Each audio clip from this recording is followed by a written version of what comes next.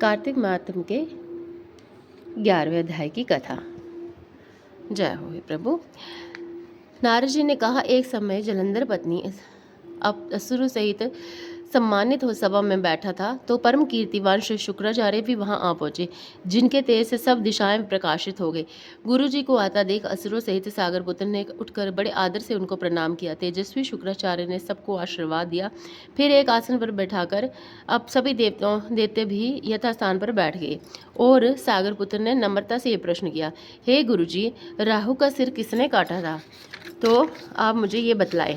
इस पर श्री शुक्राचार्य ने विरोचन पुत्र हिरण्यकशिपु और उसके धर्मात्मा पुत्र का परिचय देकर देवताओं तथा असुरों द्वारा समुद्र मंथन को संक्षेप में सब कथा कह करके ये बतलाया कि समुद्र से अमृत निकला तो उसे देव राहु रूप में पीने चला। इस पर इंद्र के पक्षपाती भगवान विष्णु ने राहु का सिर काट डाला।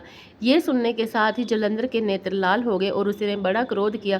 फिर उसने दसमर नामक दूत को बुलाकर गुरु का कहा हुआ सब वृतांत सुनाया और उसे ये आज्ञा दी, तुम शीघ्र ही इंद्रपुरी में जाकर इंद्र को मेरी शरण में ले आओ।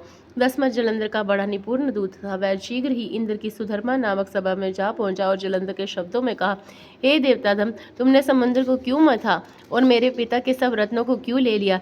ऐसा करके तुमने अच्छा नहीं किया। यदि तू अपना भला चाहता है तो उन सब रत्नों सहित देवताओं के साथ मेरी शरण आ, अन्यथा हे सुराधम, मैं सत्य कहता हूँ कि तेरा राज्य ध्वंस हो जाएगा। इस पर इंद्र बहुत विस्मय हुआ और कहने लगा, पहले सागर ने मेरे भय से सब पर्वतों को अपनी कुक्षी में क्यों स्थान दिया और मेरे शत्रु दैत्यों की क्यों रक्षा की? इसी कारण मैंने उनके सब रत्न हरण किए हैं। मैं भी सत्य कहता हूँ कि मेरा द्रोही सुखी नहीं रह सकता। इंद्र की बात सुनकर वह दूत शीघ्र ही जलंधर के पास आया और सब बातें उसे कह सुनाई, जिसे सुनते ही वह दैत्य मारे क्रोध से अपने होंठ काटने लगा और देवताओं को जीतने के लिए उसने उद्योग आरंभ किया। फिर तो सब दिशाओं में तथा पाताल से करोड़ों दैत्य उसके पास पहुंच गए। शुंभ निशुंभ सेनापतियों को साथ ले जलंधर इंद्र से युद्ध करने लगा और शीघ्र ही इंद्र के नंदन वन में उसने अपनी विशाल सेना उतार दी। वीरों की शंख ध्वनि और घोर गर्जन से इंद्रपुरी गूंज उठी। अमरावती छोड़ देवता उसने युद्ध करने चले। भयानक मारकाट हुई। दोनों पक्षों के आचार्य अपने पत्नी मृतकों को जलाने लगे। असुरों के आचार्य गुरु शुक्र अपनी मृत संजीवनी विद्या के द्वारा गुरुदेव बृहस्पति द्रोणागिरि से औषध दिला करके मुर्दों को जलाते रहे। इस पर जलंधर ने अपने गुरु शुक्राचार्य से क्रुद्ध होकर कहा, मेरे हाथ से मरे हुए देवता जी कैसे सकते हैं?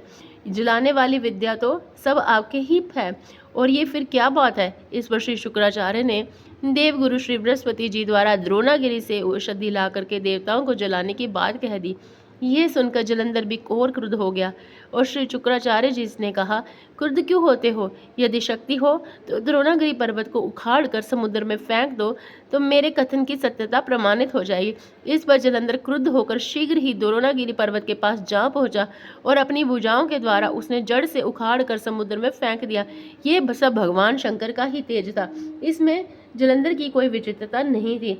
पश्चात ये सागर पुत्र युद्ध भूमि में आकर बड़े वेग से देवताओं का संहार करने लगा और जब बृहस्पति औषधि लेने के लिए द्रोणागिरि पर्वत पर पहुंचे तो द्रोणागिरि की जगह वहां पर उन्हें सूना मैदान मिला। तो वह भयभीत होकर देवताओं के पास आए और कहा कि युद्ध बंद कर दो, तुम लोग अब जलंधर को नहीं जीत सकते। पहले इंद्र जो भगवान शंकर का अपमान किया था, ये उसी का फल है। ये सुनकर देवता युद्ध की आशा त्याग कर अत्यंत ही व्याकुल होकर के इधर उधर भाग निकले। सिंधु सुत निर्भय होकर के मम्रावती में प्रविष्ट हो गया और इंद्र आदि देवताओं ने गुफाओं में शरण ले ली।